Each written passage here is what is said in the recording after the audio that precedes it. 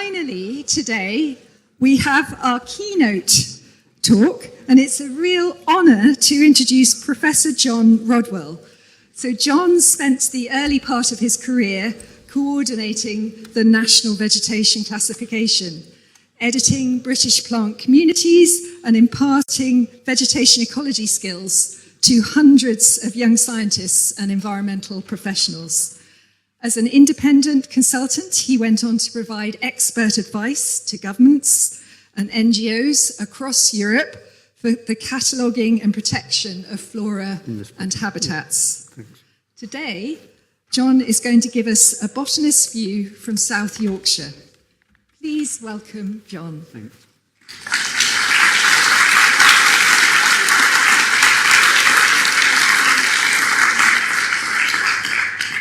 Thank you very much. Great pleasure to be here. In January 1767, the Vicar of Wombwell in South Yorkshire wrote to the Master and Fellows of Trinity College, Cambridge. The college was the patron of his parish, that is, they had the power to appoint the vicars and to pay their salary. It was an inheritance from the Reformation, when the lands owned by the local monasteries were divided up. The vicar had a complaint about his parishioners. They were not paying the hay tithe, that is, the 10% of the value of the hay crop, which was due to him year by year. These people of Wombwell, they give me brass for gold, he said. Now, I'm interested in this for two reasons. First off, as I would have said when I've lived there, I'm from Wombwell, and I take very unkindly to aspersions on my forebears. But I have another more professional botanical interest, and that is that I'm interested in the floodplain above which Wombwell lies, and which is part of the parish of which the vicar had charge, interested in the history of the floodplains and their flora. This slide was the floodplain that I knew as a child when I lived in South Yorkshire, intensively farmed for silage crops, but under traditional management for hay. This is the grassland which it could sustain.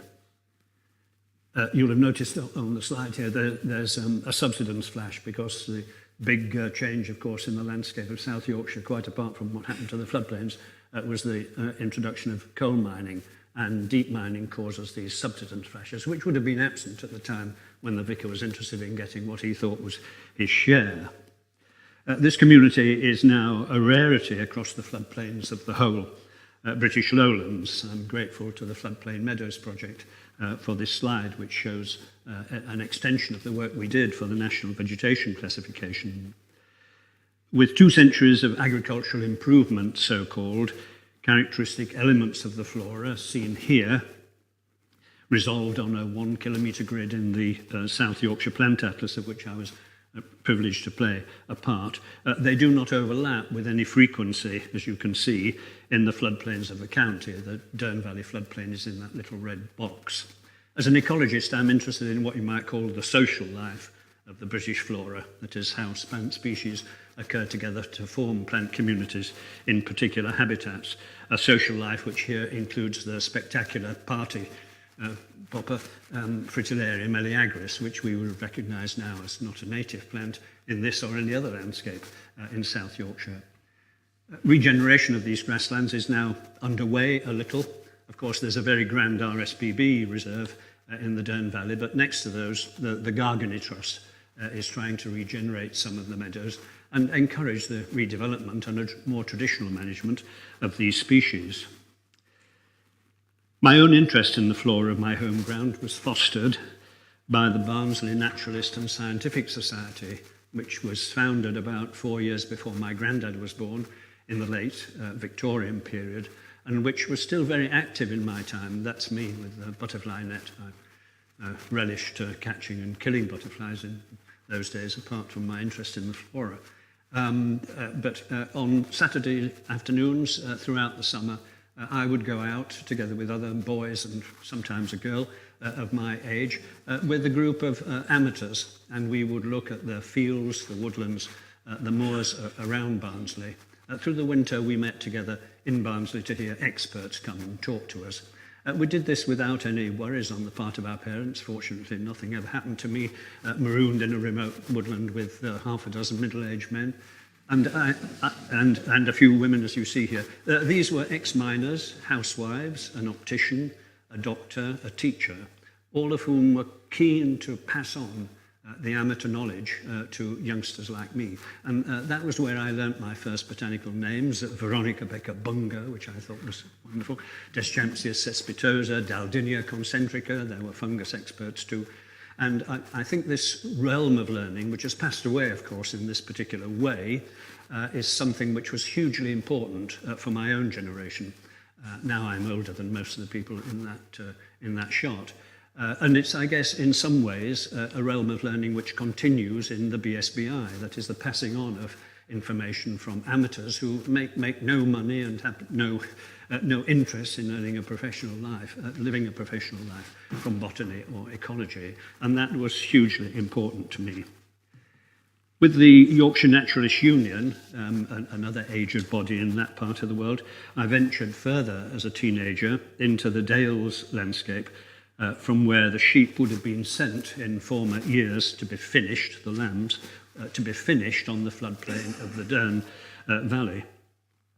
There are meadows there too in that landscape. Sanguisorbra officinalis, which you saw as a member of the lowland floodplain grassland, occurs there in the traditional hay meadows of the Dales and parts of Cumbria. You can see these the locations on that map there, along with a distinctive contingent of northern montane plants, which are adapted to the long harsh winters and the brief cloudy summers.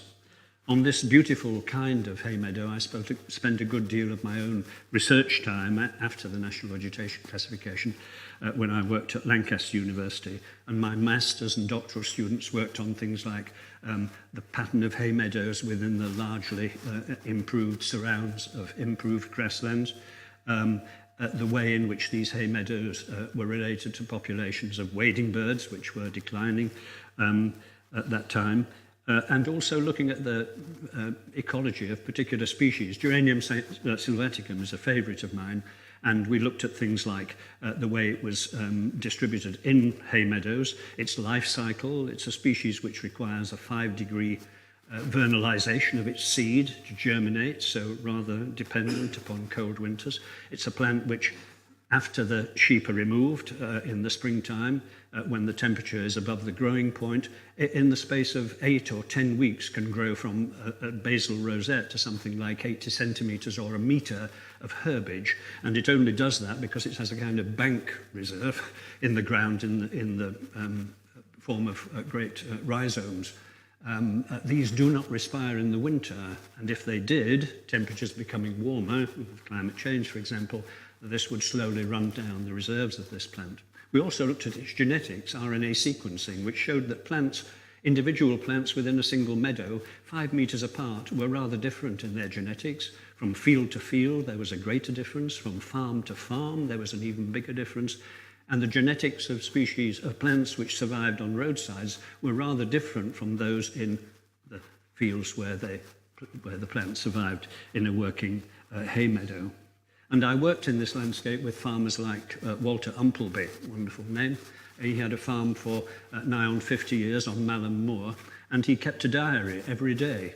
And we were able to digitize the more quantitative elements in this diary, like the dates of hay cut from year to year in relation to climate, and the amount of manure, because they were fertilized by cow dung and straw, that he put on the meadows to help us gain a scientific understanding of this.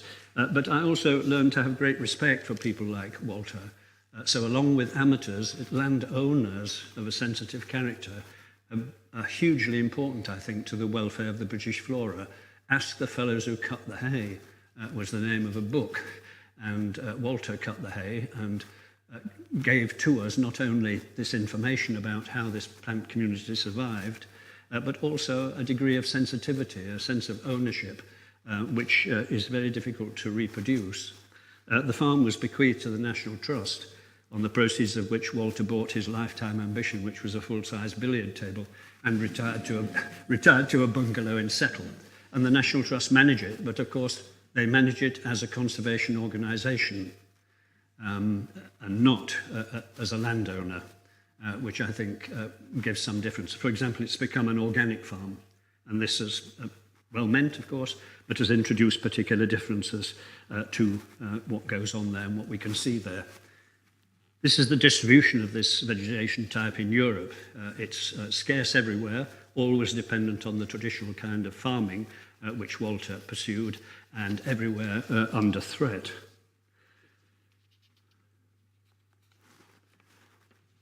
Irene Manton was the woman who turned my natural history into science. She was my professor at Leeds, and a remarkable woman.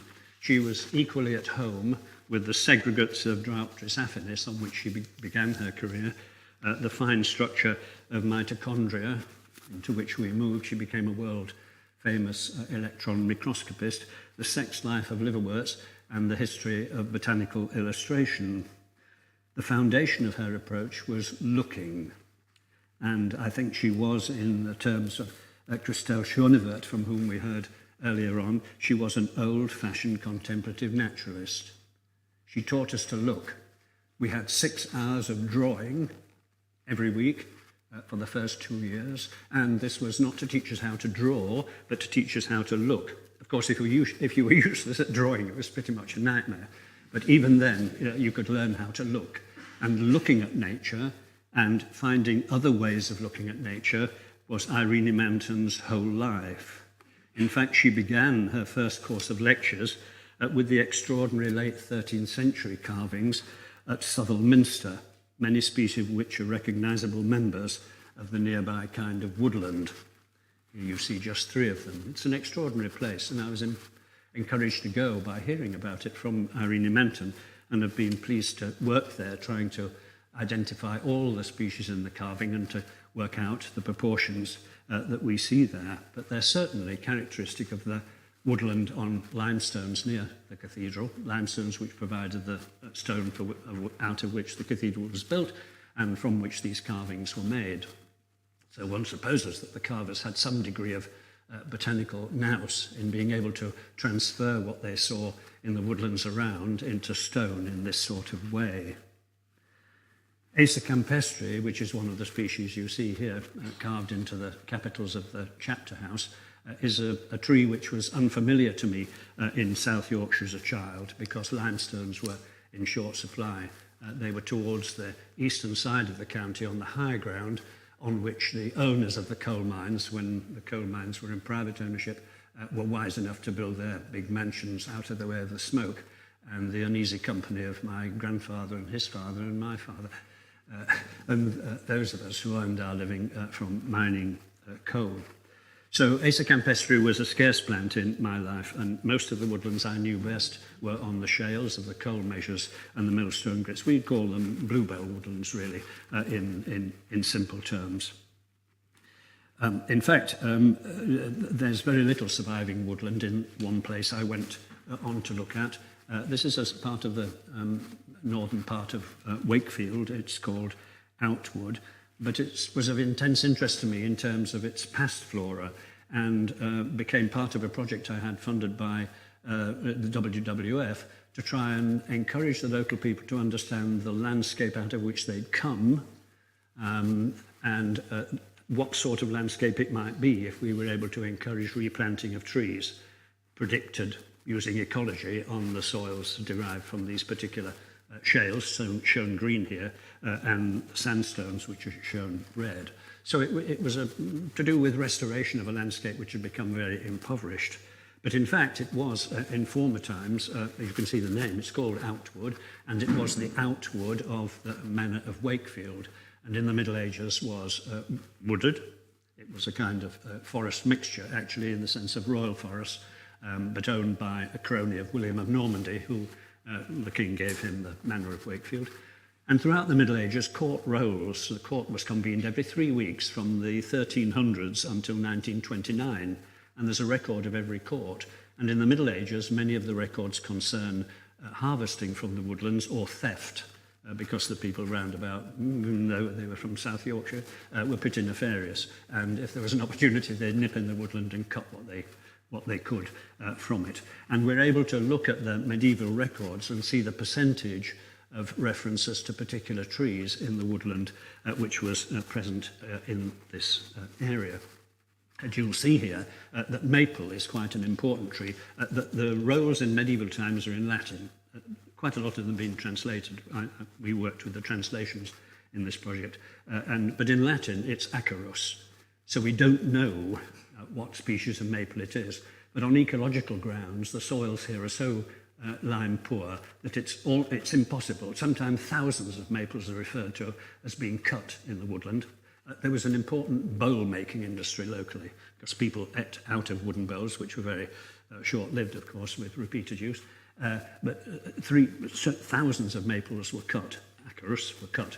And so this is certainly too numerous to be Acer campestri, and probably, maybe still, represents the first record for sycamore in Britain, which we see now as an archaeophyte. It's introduced, we always used to say in late medieval or Tudor times, and a tree widely despised, of course, by the conservation community, which I used to go on naughtily trying to promote, for its virtues, which are numerous, including providing the worktop in the kitchen, which my wife and I now use daily. It took a very great deal of effort to persuade the carpenters to use sycamore, actually. Oh, they said, we'll never find sycamore. Why don't you have tropical hardwood, Iroko? No, I said, we want sycamore. Anyway, in the end, we got sycamore, but you'll see it has other virtues, this tree, and has become perhaps a bit more rehabilitated with ash dieback, because in many woodlands, it has been a co-dominant with ash or a subsidiary tree, and maybe now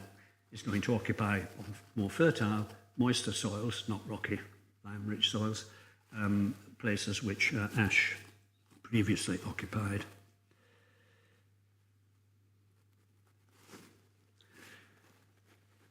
What familiar kinds of vegetation and what familiar species are sustainable in a changing world, or what newcomers like Acer pseudoplatanus are acceptable, will be a more pressing consideration with continuing changes in land use and in climate. This is another landscape with which I became very familiar. It's my parents moved to North Wales. This is the Great Orme above Llandudno, where I did my PhD research. And this is a grassland type which was previously referred to when we were looking at the climate change monitoring program. It's a calcicolous grassland, species rich, and this is the map in British Blank Communities which shows that the Great Orme lies towards the northwestern limit. It's strictly confined to limestones, as you see here. Traditionally sheep pastured in this area, and in most cases, grazing of low intensity has for many years allowed the tight, species-rich turf to become matted and rough with vigorous grasses becoming dominant. And it's really important to remember that changes related to climate will be mediated and complicated in many places by the interactions with what's happening agriculturally. So here we might expect particular things, as we heard, to be true about the future with climate change in this grassland, but by and large it's dependent upon continued sheep grazing, except in those spaces which you can see a bit rockier on the steeper slopes, which don't need grazing because they're so impoverished, and where you can find nice rarities like Helianthemum canum, Coleria valesiana, Astellina cyrus, and so on. I'm grateful for this enlarged picture. It's not one of his best, actually, but to Mike Alexander, a person you may know. He was the warden of Scoma and has written a wonderful book about Scoma. He died 2 weeks ago, unexpectedly, of a stroke while undergoing an operation for diabetes. He's a great loss. He was a warden of Scoma, and this is a third contingent of people from whom I've learned a great deal, actually. That is, wardens of the old-fashioned type, you would say. Mike and his wife were resident on Scoma for 8 years, at a time when it wasn't regarded as too demanding to get the warden and his wife, in that case, to stay on the island during the winter. That's not possible anymore. It's not allowed. But Mike knew that landscape and others in which he worked very closely, in a way which is sometimes difficult to find in those who are in charge of nature reserves these days. There's a nice Welsh poem which refers to Kissandrwy hankes, that is, kissing through a hanky. And sometimes I think conservation is like kissing through a hanky. It lacks that deep, intimate connection between the kisser and the kissed the warden and the landscape. And Mike was certainly belonged to the generation and type of person who knew that sort of wardening. And it's an important landscape. Here we see Helianthemum nummularium, which unusually for the silver-wash fritillary is the food plant of the larva in this particular situation. It usually feeds on heather and other ericaceous species, but there's a subspecies which is strictly related to this particular site. So for one reason or another, the maintenance of grazing at a particular intensity is rather important to prevent the grasses becoming dominant and the thing to be overtaken by scrub. This is what happens if the grazing is light. In fact, this is a picture from the Burren in Western Ireland showing hazel-dominated ash woodland, you could call it. I mean, ash is usually absent, but even on the mainland. And Mercurialis, of course, is absent from this kind of woodland in Ireland. But it's the sort of woodland which occurs in Western Scotland too, and it would be part of the temperate rainforest, a term which has become increasingly popular. But this would happen on the Great Orme if the grazing was light, and such woodland has virtues because it's scarce, and in time the corylus obtains a rich flora of epiphytic lichens and bryophytes because of the humid climate and so on. But it's a bargain, isn't it? So rewilders think about this, because there's not much talk among that community of the bargains which will have to be struck if more trees are planted or more scrub is allowed to develop. So clearly in this particular case, we lose something valuable and gain something valuable. So what's the answer and who's going to decide? Other changes in this particular landscape are less welcome. So Quercus ilex, which is an introduced tree, of course, and widely planted in Llandudno, the seaside resort at the foot of the Great Orme, is invading in huge numbers. So sometimes a couple of hundred seedlings within a square metre, and therefore very laborious to remove. It's a very vigorous tree, but if it were allowed to grow, particularly if it were accompanied by Arbutus unado and Rubia peregrina, you would have this sort of woodland, which is illustrated in a beautiful book edited by Javier Lloydy of the woodlands of the Basque Country. So a Lusitanian climate in the future might enable us to welcome this kind of woodland in some spots where Quercus ilex is ineradicable. A wider European perspective on vegetation and flora has been for me hugely beneficial and enriching for the last 30 years of my professional life. I'm a founder member of the leading Society of Vegetation Scientists, as they're called across the rest of Europe, Ecologists we call ourselves, meeting in numbers rather like this, 200 or so each year, from 35 countries across Europe to present scientific papers of extremely high quality. It's very important to realise that many other countries in Europe have national vegetation classifications of their own. Here you can see some of them.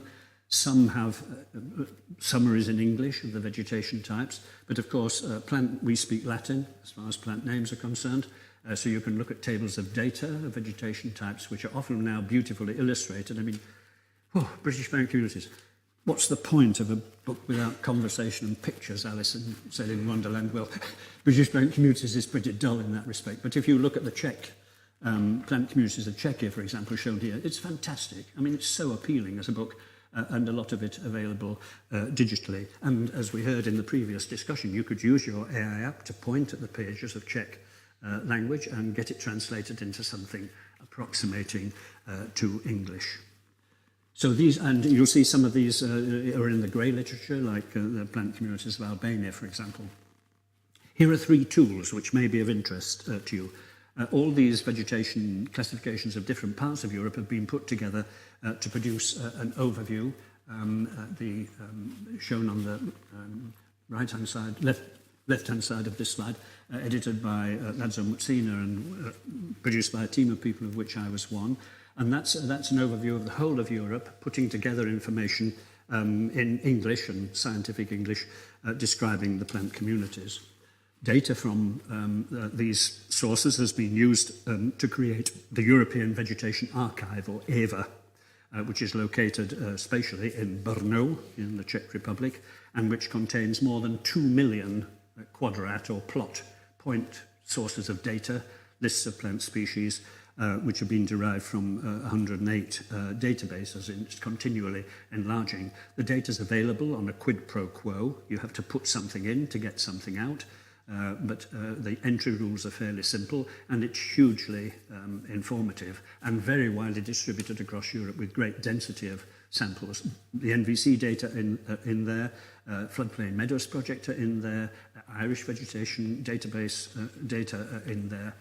And now there's a little nested set of repeat samples within this database from those projects which have been using point samples and revisiting to see what changes taken place there. On the right-hand side, you can see illustrated a snatched shot of the web page of the Flora Veg EU, which is a database of vegetation types derived from the book on the left, habitats using the UNIS classification, which is a basic classification employed by the European Environment Agency of Habitats across Europe, and species names, which are organised on a Europrus med frame. So this is freely available on the web. You can look at species data and relate it to the vegetation types and the habitats in which it occurs. This network of botanists to which I belong also played a key part in the red list of European habitats, which also included the marine realm as well as the terrestrial. You can see the breakdown for EU 28. We were part of the EU when I was involved. It's a project involving 300 scientists from 35 countries, EU 28 plus, put together information. It was co-organised with IUCN, so the standards of assessment of the vegetation types, the habitats, are basically within that frame. We had some criticisms of the IUCN framework, actually, and found it rather difficult to work with them. They were miffed that they didn't get sole charge, but anyway. But I think there are problems within the assessment criteria use in relation to habitats. With species, it's easier. So this is a framework within which you could set, for example, the Peter Stroh's, the data which Peter has coordinated for this new red list of British species. These data are on the AONET website, which is managed by the European Environment Agency in Copenhagen. So again, freely available with a wealth of information about the habitats, their relationship to climate and soil, and the species which they contain, and of course the threats to which they're subject. The results are very interesting, and you can look at them in relation to particular countries like the UK, if you wish. Other changes affect the landscape which we love and study. Here is Ecology avant la lettre from Shakespeare. Shakespeare's Stratford home was in a floodplain, and he had clearly seen what the flora of the floodplain was like. And here you can see a lament it is, which he puts in the mouth of the Duke of Burgundy from Henry V, Act 5. The Duke of Burgundy is a prisoner of the English king, and he's bemoaning what's happened to the meadows of his country and what Shakespeare could see around Stratford. And here Shakespeare uses vernacular names, but you can translate these names into scientific names quite simply. And what Shakespeare describes is exactly what we see if meadows are neglected and become dominated by large aggressive grasses and species such as Cercium and big umbelliferae. So it's a very astute sort of piece of looking on the part of Shakespeare and giving us this picture. And the reason the Duke of Burgundy is lamenting this is because the men are at war and they don't cut the hay. So that's the basis of his lament here.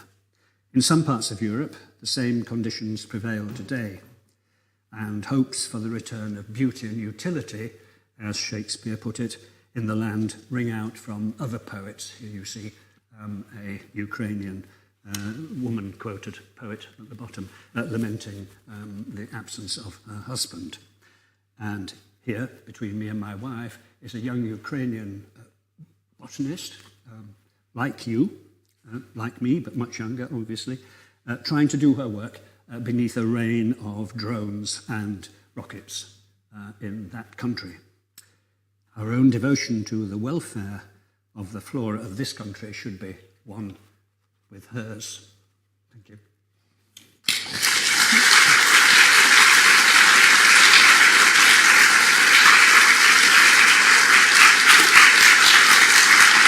Thank you ever so much, John. That was really fascinating.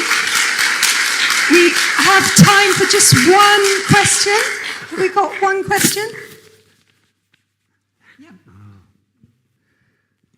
Thank you, John. This is a bit to the side, but it's because you introduced the European dimension. We have here some amazing student botanists. Do you have observations on student botanists in the parts of Europe that you've worked in terms of, are the botany courses under threat? Just observations of that kind of thing. Yes, and I should say that the meetings we have very much have now this demograph that meets each year, from gathering people from all across Europe, including many countries in Eastern Europe. So there are lots of young, enthusiastic vegetation scientists. But one observation which occurred to me early was that in many other parts of Europe, the difference between what they would call florists, that is people who focus on species, and those who focus on ecology and plant communities, doesn't exist.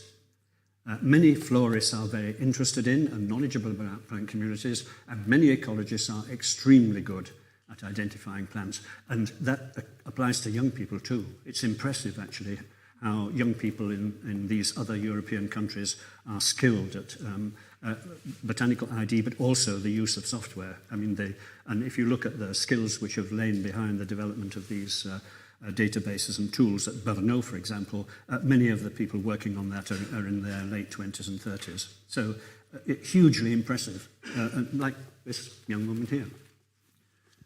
Thank you ever so much. Okay, thank you. Okay.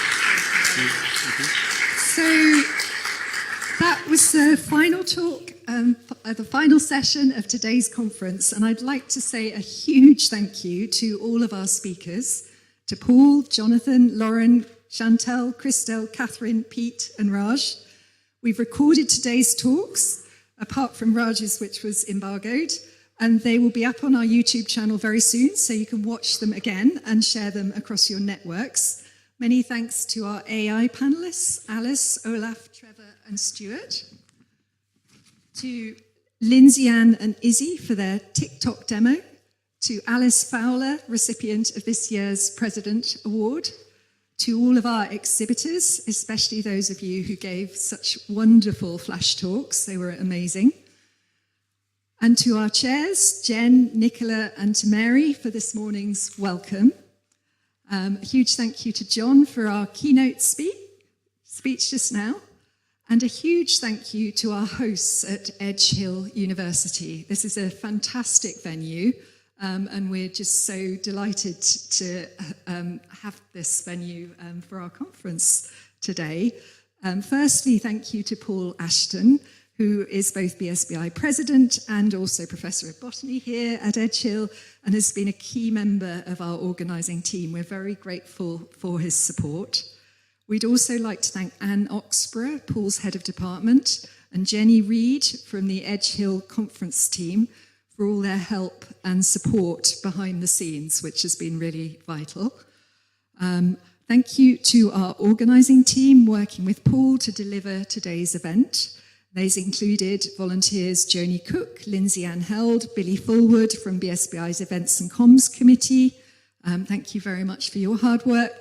Thank you to Kieran Heggs and Kit Purchase-Green, two of Paul's students who joined the organising team last summer and whose hard work helped to make today's conference such a success, and gave us a lot of inside knowledge on the venue, which was really, really helpful. Thank you also to BSBI's admin officer, Jenna Poole, our fundraising and engagement manager, Sarah Woods, and our comms officer, Louise Marsh. Louise is really the power behind this conference and puts a huge amount of time and effort into it. So thank you enormously to Louise for all you've done for the conference. And finally, a thank you to all of you for coming. Thank you so much for all your input, participation and engagement today. It's just wonderful to be here with you, and I hope you've really enjoyed it. If you're heading home straight away, we wish you a very safe journey. A quick reminder that if you're joining us for a drink or a bite to eat before heading home, some of us have a room reserved, but there are also some spaces in that place with tables as well at the Nordico Lounge. So those of you who've had an email to say that space reserved, we've got an upstairs room for 35 of us, which was the biggest botanist-friendly room we could find in Ormskirk, I'm afraid. However, we allocated spaces on a first-come, first-served basis there, and we've notified you if you have a space or if you're on the reserves list, but the restaurant has told us that it would be possible for the rest of you to have tables downstairs, and then we can circulate once we've eaten. So I hope to see lots of you there, if that's possible for you, if you're not heading straight home. So thank you ever so much, and we hope to see you all again soon. And I think the Edge Hill, everyone who has been involved today from Edge Hill, I think that they want to have a photo. So. I was going to say, if anyone's ever had the misfortune to be taught by me, and another student in Natalie, who was here when I started in 1894, I think it was. So if you're one of my students currently or ex, I'd like you to hang on. This is my moment for your posterity shot. Everybody else, thank you for coming. It's been fantastic. And,